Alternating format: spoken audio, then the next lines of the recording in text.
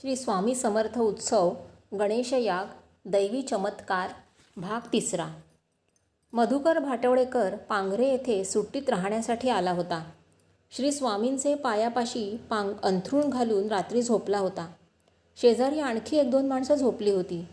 श्री स्वामी आपल्या कॉटवर झोपले होते. रात्री 12चा सुमार असावा. बाकी सर्वांना शांत झोप लागली होती, पण मधू मात्र जागा होता. इतक्यात पैंजणांचा मधुर पण मंद आवाज ऐकू आला. तो तशा निजलेल्या स्थितीतच डोळे किलकिले करून पाहू लागला. 2 देवतांसारख्या दिसणाऱ्या सर्व अलंकार घातलेल्या दैदिप्यमान स्त्रिया श्री स्वामींच्या पायापाशी उभ्या राहून त्यांची मूकपणे पूजा करीत होत्या. श्री स्वामी जागे झाले. त्यानंतर त्या स्त्रियांनी खुणेनेच आत देवदर्शनाला जाऊ का असं विचारलं. श्री स्वामींनी हो म्हटलं. त्यानंतर त्या देवदर्शनासाठी माझघरात गेल्या. परत जाताना मात्र मधुकरला दिसल्या नाहीत. थोड्या वेळाने मधू उठला. आत माझघरात जाऊन आला. कोणीच कुठेही नव्हतं. सकाळी मधूकडून समजलं. श्री स्वामींना विचारता त्यांनी काहीच सांगितलं नाही. म्हणाले, मधूला स्वप्न वगैरे काहीतरी पडलं असेल. मग मधूला विचारलं, तुला झोप लागली नव्हती वाटतं. मला वाटतं तुम्ही सर्व गाढ झोपला आहात.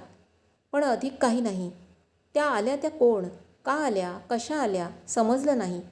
कल्पना केली की कोणी देवता पूर्ण ब्रह्माच्या दर्शनार्थ येऊन गेला असाव्यात, की अशा नेहमीच येतात हेही कळलं नाही. काहीही असलं तरी घटना श्री स्वामींचं श्रेष्ठत्वच सांगून जाते.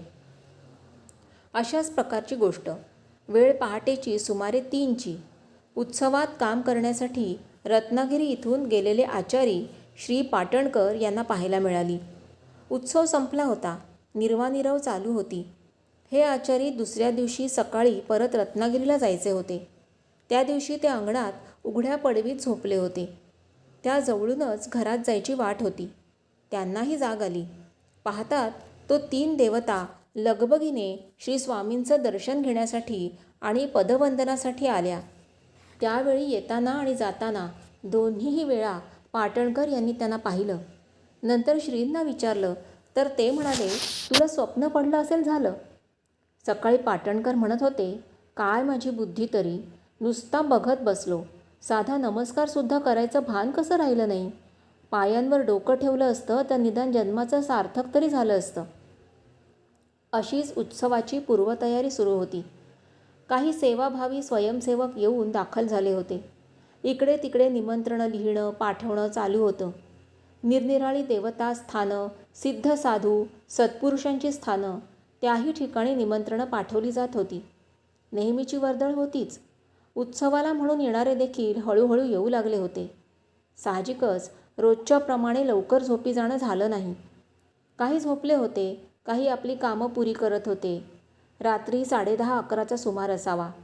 वास्तविक त्यावेळी बाहेरगावून कोणी येण्याचा संभव नव्हता. कारण शेवटच्या गाडीने आलं तरी साधारणपणे 8पेक्षा कोणाला अधिक उशीर होत नसे. अशावेळी अचानक पुढच्या दरवाजातून पांढरं वस्त्र नेसलेली एक तेजपुंज स्त्री घरात आली. माझघरात देवांना नमस्कार करताना विश्वनाथ मटकर यांनी तिला पाहिलं.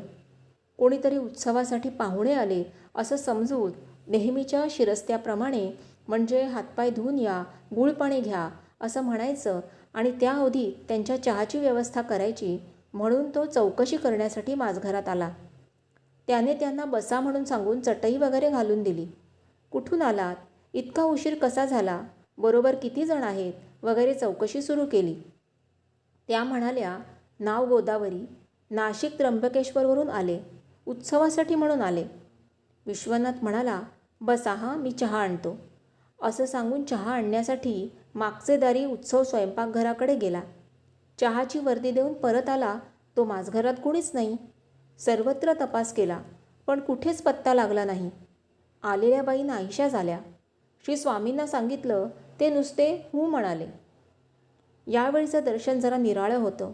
कारण अर्धवट झोपेत, अगर झोपेच्या वेळी हा प्रकार झालेला नव्हता. पूर्ण जागृतीत घडलेली घटना होती. इतकंच नव्हे तर त्या दिवशी थोडं संभाषणही झालं होतं. ओळखता येणाऱ्या व्यक्तिमत्वाची प्रत्यक्ष दर्शनं जी समजली ती अशी. ह्या कुळारूपाने अगर अन्य प्रकारे भेटी देऊन गेलेली आधी सांगूनसुद्धा लक्ष न ठेवता आल्याने अदृश्य झालेली रूपं अनेक.